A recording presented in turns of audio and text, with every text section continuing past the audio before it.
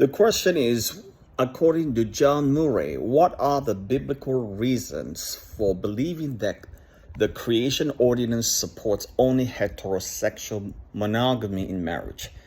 This is my social ethics class question, and it's very, very well put and expounded by John Murray, a 20th century Reformed theologian. Why God's idea, God's direction, God's instruction, marriage should be monogamy, not polygamy. In other words, one husband, one wife, and heterosexual. Okay, why is that? Okay, so the interpretation focuses on God's original design. That's a key. We go back to God's original design as revealed in the creation account. We're not going back to Paul's epistles or something, which is good, which is come later. But the first and the most profound, and most important anchor that set the tone, set the direction, is by God himself in the book of Genesis when he created man and woman, okay?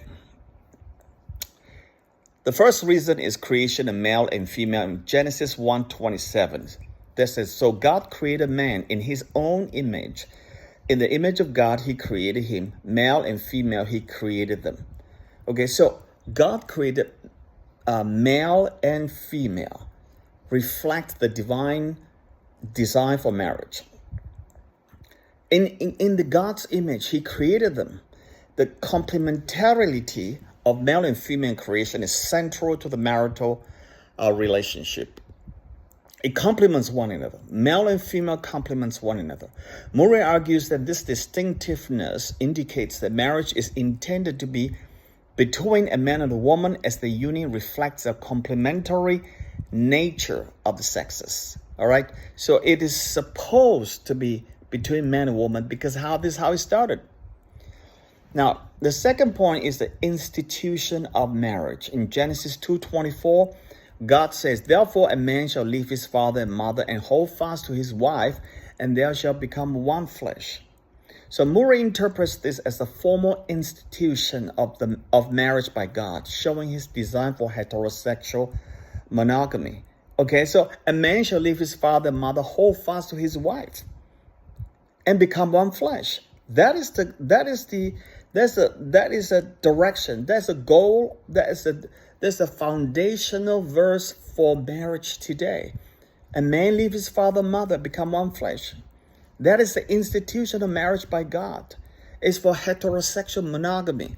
The one flesh union reflects the exclusive, permanent nature of the marital bond between one man and one woman. Permanent, okay, and exclusive. That's a kind of union. Very, very intimate because it points to the ultimate union between Christ and the church. Also, that this passage established a normative pattern for marriage that is rooted in creation, and this applies to all humanity, not just to Israel or a particular culture, because it is a creation ordinance. God created them, and he said, therefore a man shall leave his father and mother and join to his wife, and they shall become one flesh. That's the foundational instruction and the command of God right after God created male and female. So it is clear. So it should apply to all humanity, not just to Israel at that particular time. That's video 1.